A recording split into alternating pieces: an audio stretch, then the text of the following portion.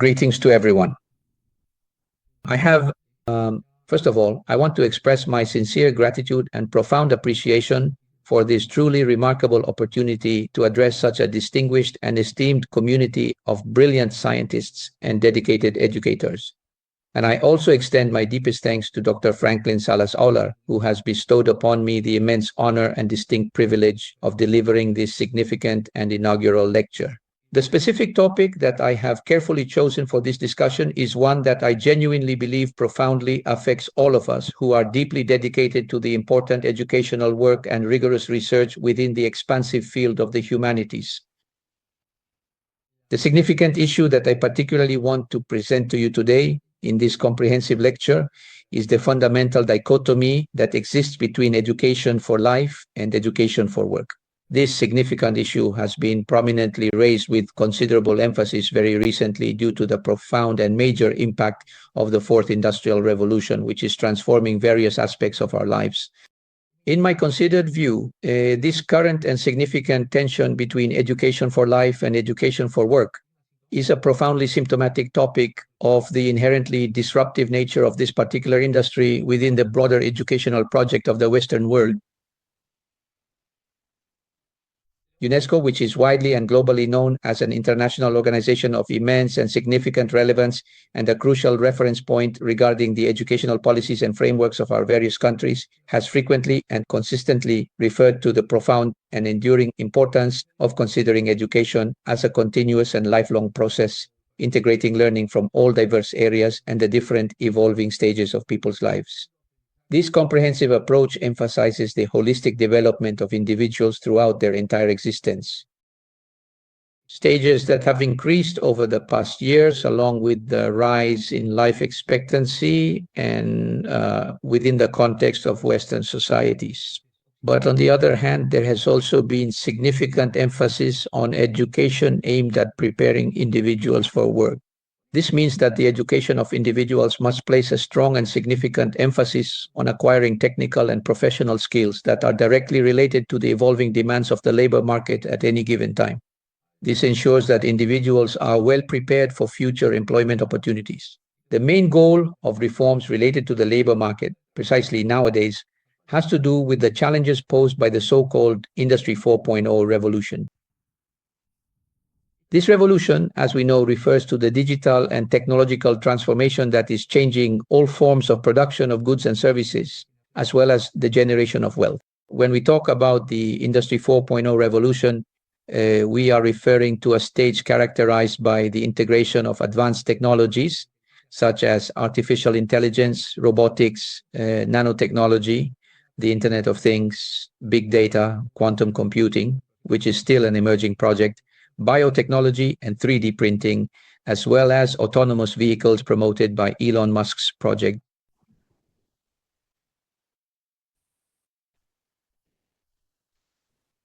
In this particular scenario, this truly complex and remarkably novel scenario, which is quite clearly a profound paradox reminiscent of classic science fiction. In other words, it vividly brings to mind distinct memories of fictional anticipations we've experienced in both literature and in film. Its fundamental approach to learning for professional work and skill development has been deeply rooted in established human capital theories, which significantly predate the current rapidly evolving global situation and its associated challenges. Human capital theory identifies education as a key factor in increasing the productivity of individuals, companies, and in the economic development of nations. Education for work seeks to provide benefits for multiple stakeholders. On one hand, it is fundamentally about increasing the overall productivity of individuals, enabling them to achieve a significant and tangible benefit, leading to a substantial improvement in their personal and professional quality of life. Furthermore, it is also designed to actively enable and foster the robust development of groundbreaking and productive innovations, specifically by strategically bringing in and integrating highly skilled local human resources. These resources are uniquely positioned to be effectively adapted and precisely aligned with the very specific and evolving demands of each distinct technological industry, ensuring a synergistic and efficient collaboration that drives progress and economic growth. This promises companies increased profitability, In other words, this particular approach is intrinsically related to a comprehensive and evolving conception of economic development. This conception would meticulously involve and integrate the diverse and dynamic experiences of both individuals and various companies, moving them collectively and harmoniously in a truly shared and unified direction, thereby contributing to sustainable and inclusive growth within the broader economic landscape. On the other hand, education for life, a concept with a significantly longer and more profound history, is the insightful proposal originally suggested by the esteemed John Dewey, one of the truly great and influential icons of Western education and the foundational founder of American pragmatism. John Dewey's central and enduring idea is that for the contemporary individual, education is not merely a preparation for life, but rather education is life itself, a continuous and evolving process of growth and experience. The structure, the way of life, the social and individual project of of the contemporary world, therefore involves the importance of education. Humans cannot truly create a world of life, an everyday world, without having first gone through the educational institution, so that their overall quality of life can be subject to continuous and ongoing progress, which is indeed one of the great and significant projects of modernity. For Dewey, education for life should promote collaboration among human beings, creativity, and critical thinking, as well as the ability to articulate a personal project and a shared life. For Dewey, this participation in the educational project is the key to facing both the challenges of the contemporary world and those of the future world. This significant dichotomy that we often notice arises primarily because, in some fundamental way, we consistently ask ourselves what specific profiles and skill sets are truly and genuinely required by the evolving job markets, and to what considerable extent these prevailing expectations might potentially limit the vocations that are intrinsically linked to traditional forms of education. This was profoundly questioned at the very beginning of the 20th century by a number of scholars. Paulo Birnbaum devoted himself to meticulously studying work during the key period of transformation related to the definitive crisis of Fordism and the emergence of post-Fordism, Toyotism, and the technological models that began to prominently appear during the final years of the 20th century. In that transformation, Birnbaum points out that the processes of decision-making, constant coordination, and communication are the ones that can and need to be incorporated into industry and could not be replaced or reduced to standardized mechanisms. This is fundamentally important because at that particular time, quality models, what is widely known as Toyotism, assume that the continuous growth of wealth, the enhanced efficiency of processes, the complete preventability of errors, and the significant reduction of costs and the substantial increase of profits for both companies and individuals were intrinsically linked to ongoing and sophisticated education in various different areas. Birnbaum points out that the most relevant aspects at the time were linguistic and communicative abilities that enable creativity in conceptualizing novel situations. Imagination, invention, and problem-solving, social cooperation, and the coordinated updating of public workspaces, self-reflection and abstract thinking, improvisation, and the ability to manage uncertainty and the unpredictable, as well as decision-making processes in production management. This is fundamentally important and absolutely crucial because the Toyota production model was distinctly characterized by the profound and pervasive phenomenon of Kaizen.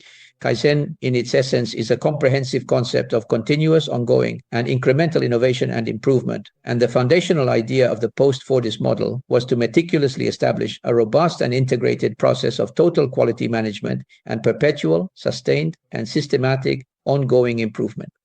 This was based on fostering creativity, enhancing the inherent ability to effectively organize in collaborative quality circles, and cultivating a truly participatory and inclusive view of both existing problems and potential possibilities for comprehensively achieving the company's overarching objectives, which are also profoundly understood as a collective and collaborative project of the various collectives, right?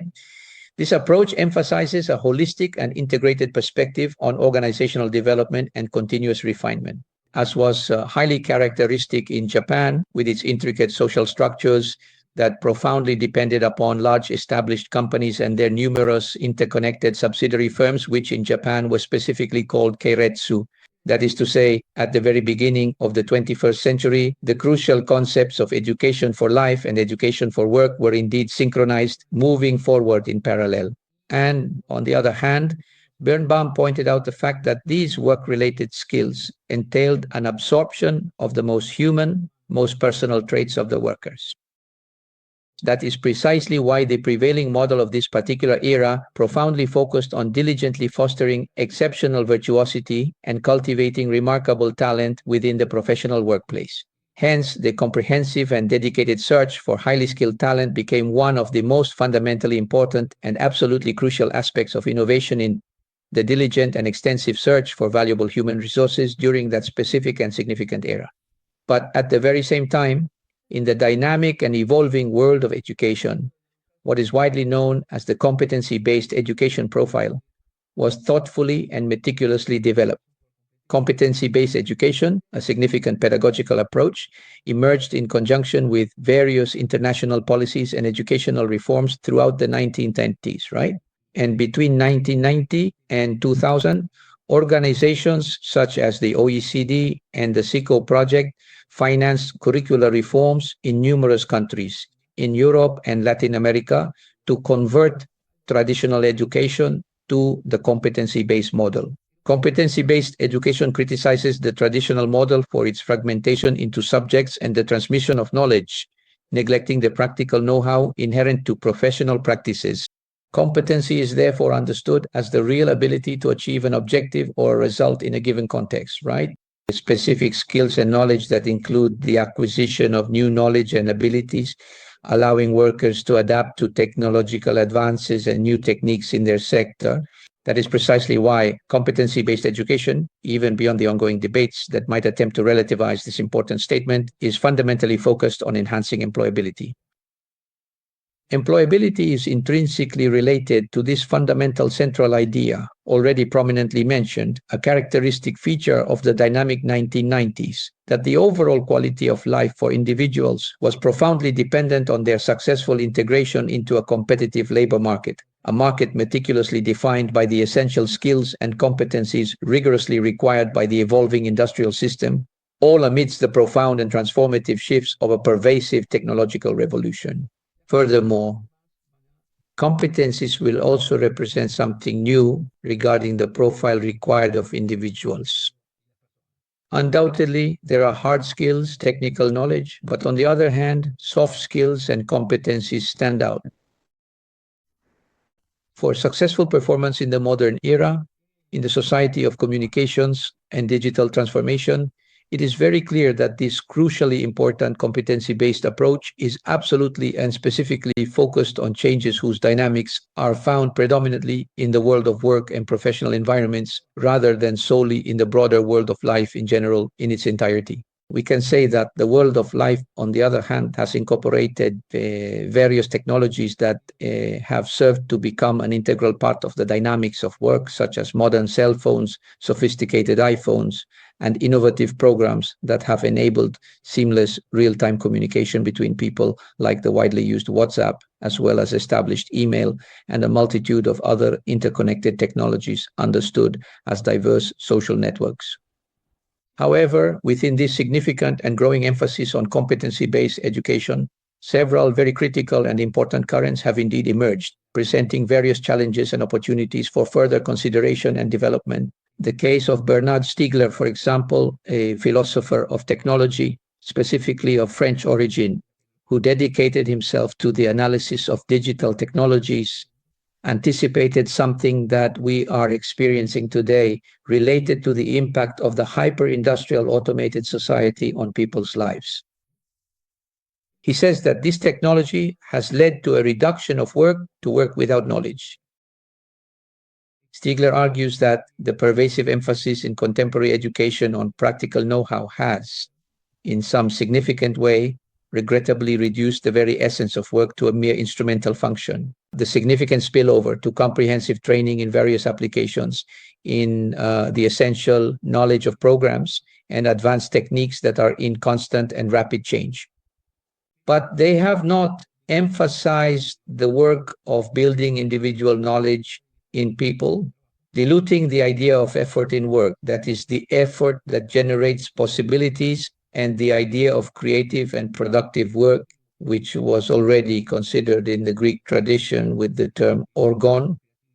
This idea that creative and productive work is what generates substantial changes in the identity and possibilities of people. For a holistic life, Stigler also highlights a loss of the art of living that we know today, right? He points out there is a decrease in the memory of everyday tasks. Technology, in essence, externalizes our memories, doesn't it? We, as human beings, tend to put outside of ourselves into various external systems that which we truly should memorize and retain internally, often under the belief that this particular task is not productive. However, this practice creates the profound paradox of a significant loss of fundamental skills and inherent abilities that have been an integral part of many, many long years of human lineage and evolutionary development. This even extends to basic sensory motor skills, such as the intricate act of handwriting, right? On the other hand, today we can see the loss of sociability among younger generations following the pandemic and the difficulty of face-to-face relationships that has arisen from the overgrowth of communication through devices. What Stigler also points out, which is very important, is the destruction of technodiversity. The digital techno model has become so hegemonic that other skills are starting to be lost. For example, the fact of working with images through technology has led to the loss of sensory motor skills in drawing and painting, as well as their prioritization. Stigler reasonably believes that this diversity is essential for social resilience and the preservation of life. He points out that the inherent abilities and fundamental skills we possess are always necessary reserves to effectively face and adapt to the significant technological changes that may occur. A very important and significant example of this phenomenon is what happens with the so-called Flynn effect. The Flynn effect was related to a consistent trend of increasing intelligence as measured by IQ. Intelligence measured in linguistic competencies and intelligence measured in logical mathematical competencies. Although the ongoing debate about the fundamental primacy of this traditional mode of intelligence and other distinct types of intelligence, such as comprehensive models of emotional intelligence, may certainly be considered valid.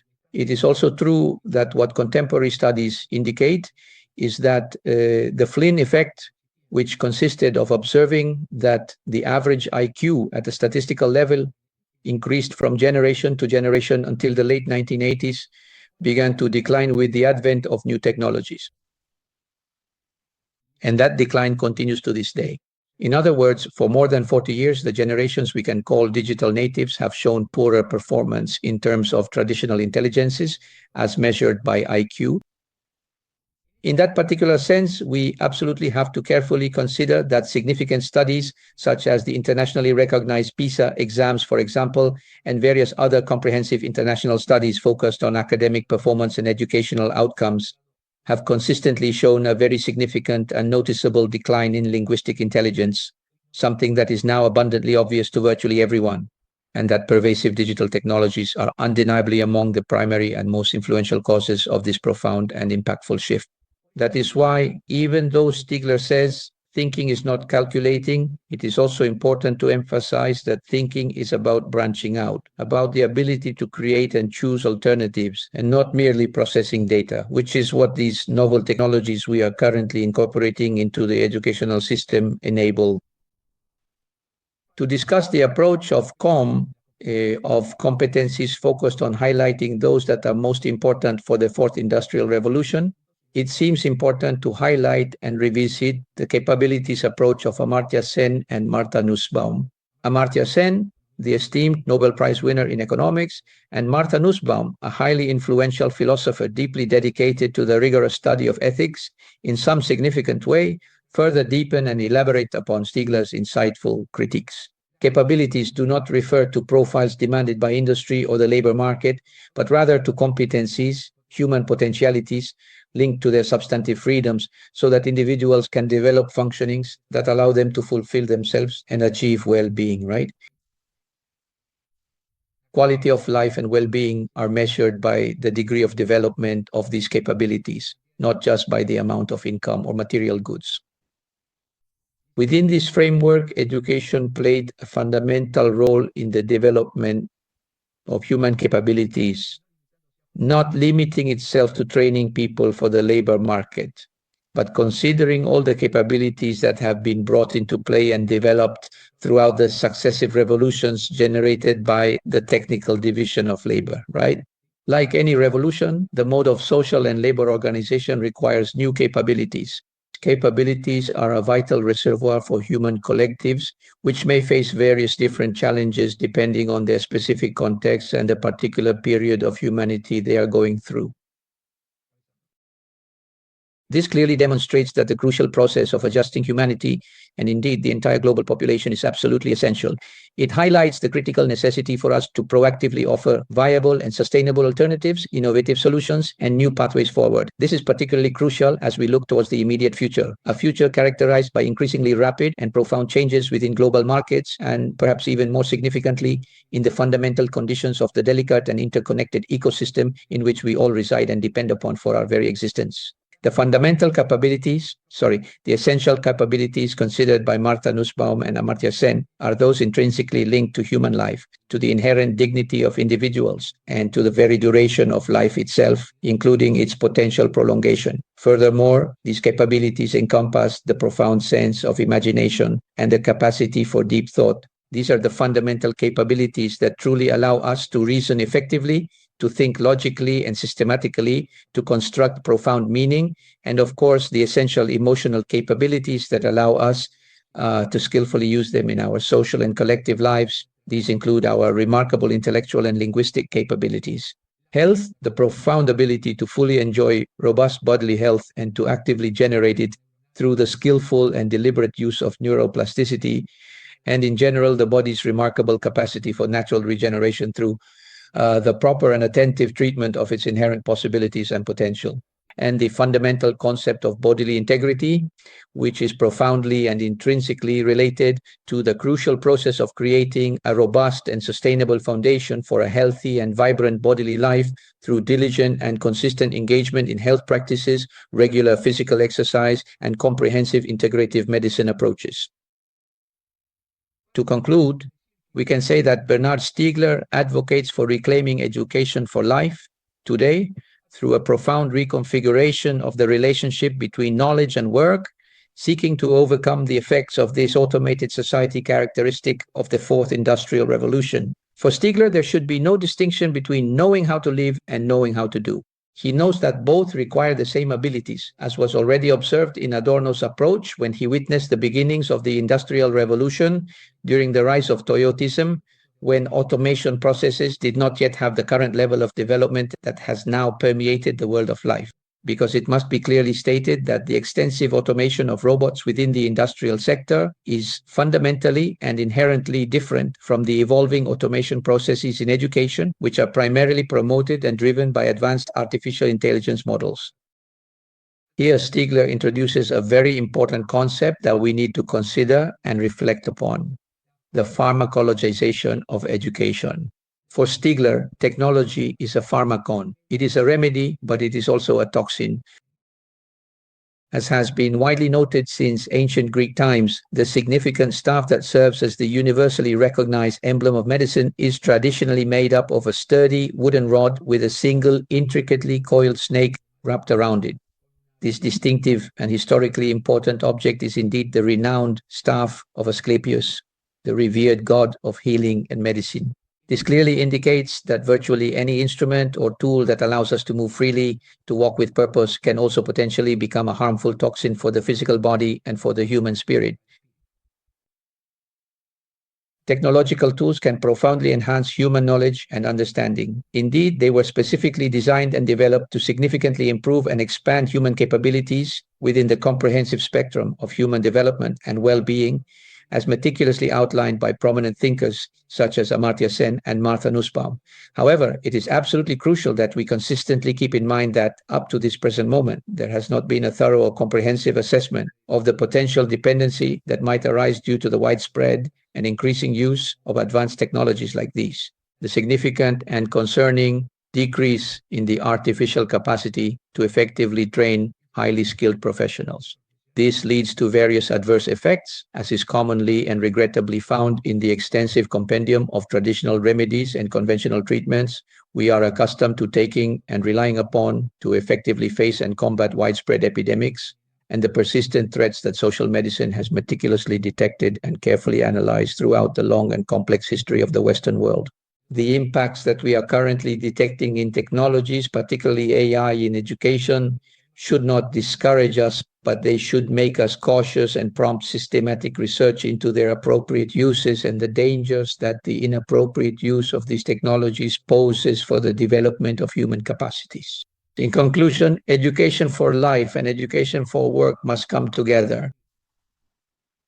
Education possesses immense and profound anthropological significance, and individuals will be able to fully cultivate their inherent potential and diverse capabilities.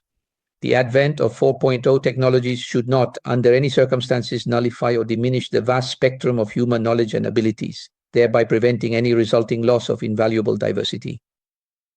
That is precisely why, my dear and esteemed colleagues, I consider it to be of very significant importance, indeed absolutely fundamental, in fact, to thoroughly revisit and deeply reflect upon Dewey's profound and enduring conviction regarding the truly indissoluble and inherent unity of education and life itself. Thank you very much for your support and assistance. We are truly grateful for your help and deeply appreciate everything you have done. Your efforts have been invaluable, and we extend our sincerest thanks for your generosity and dedication. We are profoundly thankful for your unwavering commitment and the significant help you have provided, which has made a real difference. We want to express our heartfelt